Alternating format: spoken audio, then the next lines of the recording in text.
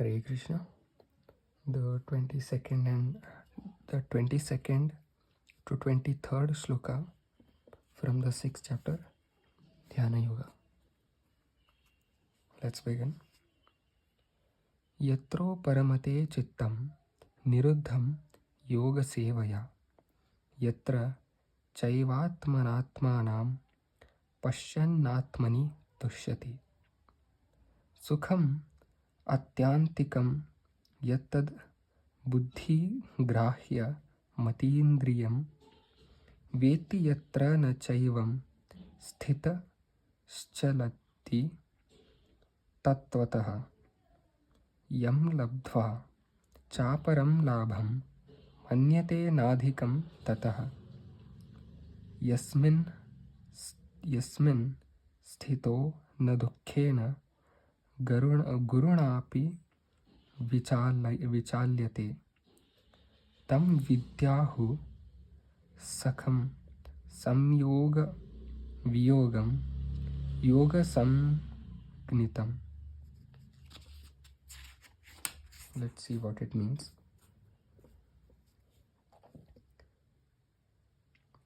In the stage of perfection called trance or samadhi, one's mind is completely restrained from material mental activities by practice of yoga. This perfection is characterized by one's ability to see the self by the pure mind and to relish and rejoice in the self. In that joyous state, one is situated in boundless transcendental happiness, realized through transcendental senses. Established thus, one never departs from the truth, and upon gaining this, he thinks there is no greater gain. Being situated in such a position, one is never shaken, even in the midst of greatest difficulty. This indeed is the actual freedom from all miseries arising from material contact. Purport: by practice of yoga, one becomes gradually detached from material concepts. This is the primary characteristics of the yoga principle. And after this, one becomes situated in trance or samadhi, which means that the yogi realizes the super soul through transcendental mind and intelligence, without any of the misgivings of identifying the self with the super self. Yoga practice is more or less based on the principles of the Patanjali system. Some unauthorized commentators try to identify the individual soul with the super soul, and the monists think this to be liberation, but they do not understand the real purpose of the Patanjali system of yoga. There is an acceptance of transcendental pleasure in the Patanjali system, but the monists do not accept this transcendental pleasure out of fear of jeopardizing the theory of oneness. The duality of knowledge and knower is not accepted by the non-dualist. But in this verse, transcendental pleasure realized through transcendental senses is accepted. And this is corroborated by Patanjali Muni, the famous exponent of the yoga system.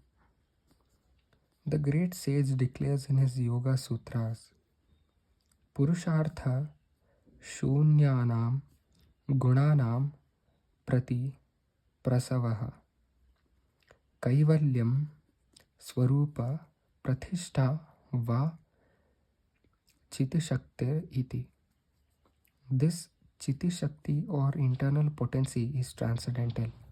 Purushartha means the material religiosity, economic development, sense gratification, and at the end, the attempt to become one with the Supreme. This oneness with the Supreme is called Kaivalyam by the monist. But according to Patanjali, this Kaivalyam is an internal or transcendental potency by which the living entity becomes aware of his constitutional position.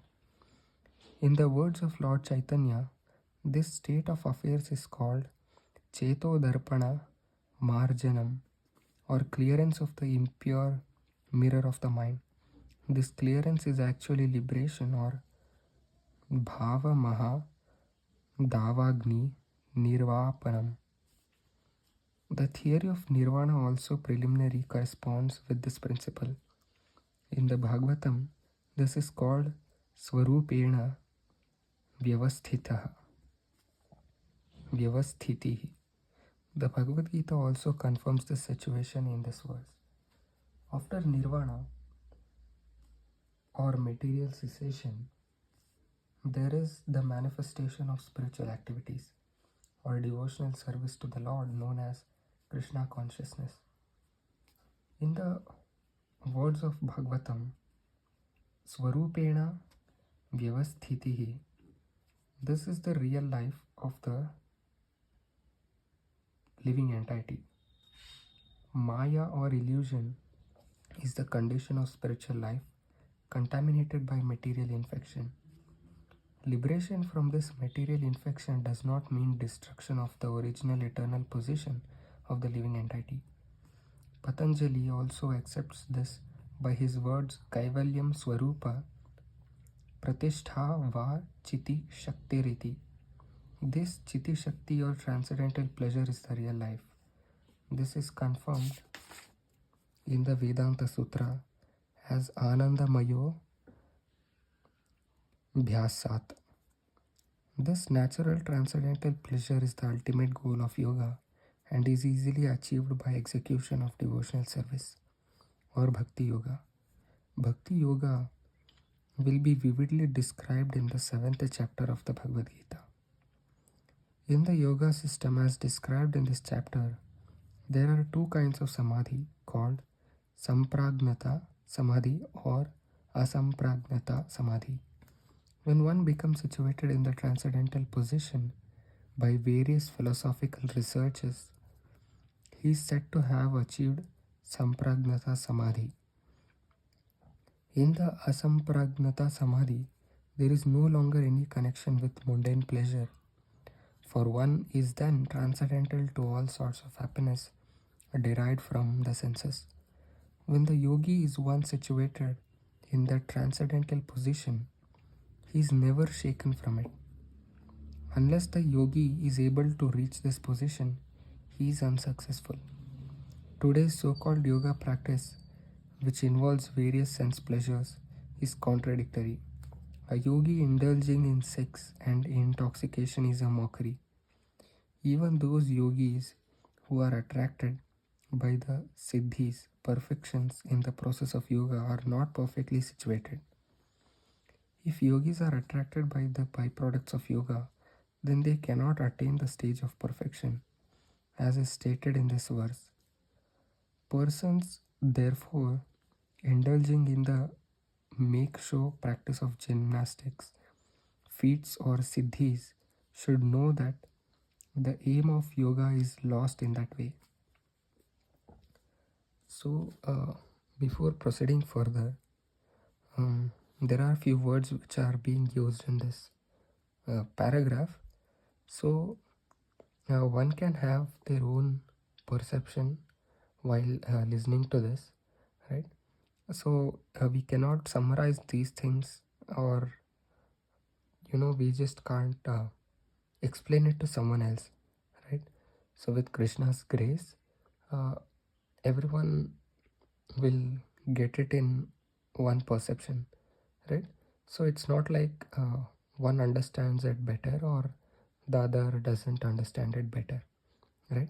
So everyone has their own view on the shlokas. So it is good if we respect everyone's perception, right? So let's continue. The best practice of yoga in this age of Krishna consciousness, which is not baffling,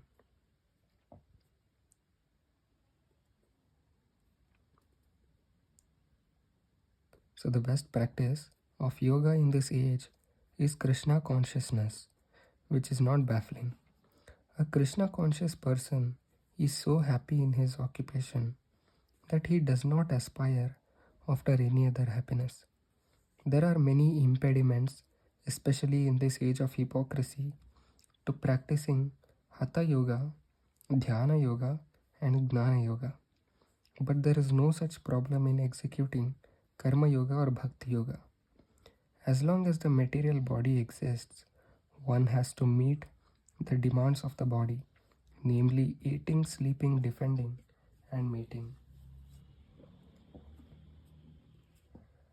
But a person who is in pure Bhakti Yoga or Krishna consciousness does not arouse the senses while meeting the demands of the body. Rather, he accepts the bare necessities of life, making the best use of a bad bargain, and enjoys transcendental happiness in Krishna consciousness. He is callous toward incidental occurrences such as accidents, disease, scarcity, and even the death of a most dear relative. But he is always alert to execute his duties in Krishna consciousness or Bhakti Yoga. Accidents never deviate him from his duty. As stated in the Bhagavad Gita, Agama Payino Nityas Tamsa Titikshashva Bharata. I'm sorry if I have mispronounced any of the words. I'll read it once again. Agama Payino Nityas Tamsa Titikshashva Bharata. He endures all such incidental occurrences because he knows that they come and go and do not affect his duties. In this way, he achieves the highest perfection in yoga practice. Hare Krishna.